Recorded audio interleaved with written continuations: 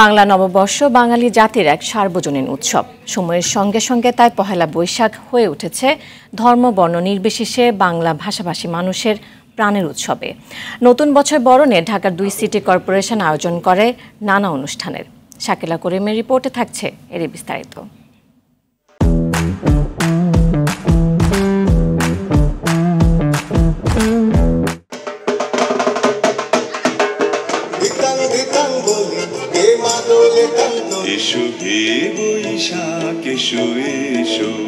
বৈশাখের ঐতিহ্য লালনে গুলশানের বিচারপতি শাহাবুদ্দিন পার্কে যেন মেলা বসেছিল সব রঙের।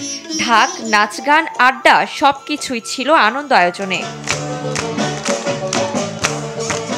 ইউজুয়ালি ঈদ থাকে দেখে এটা হয় না, বাট অনেক বছর পরে এই ভাইব্রেন্ট কালার্স দেখে আমার অনেক ভালো লেগেছে। বাইরে থাকতাম তো অনেকদিন পর বাংলাদেশে এসে দেখছি অনেক কালারফুল জিনিস দেখতে অনেক ভালো লাগছে। আবেদন থাকবে আমার এই মেলাটা যেন এই পার্কটিতে প্রতি বছর এভাবেই হয়।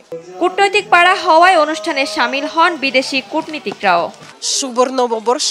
Today is very exciting day. Happy New Year for the Bangladesh people. First time to see along the pond, to enjoy the music, to be with the people under the tree. It's a wonderful experience. অনেক ভালো, আমি এইটাই আমার খুব ভালো লাগে।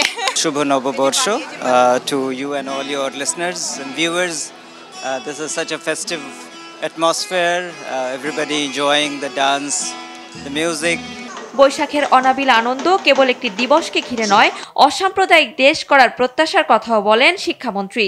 এই হাজার বছরের যে আমাদের সংস্কৃতি এবং ঐতিহ্য, আমরা সেটাকে তুলে ধরবো এবং সেটাকে উদযাপন করব।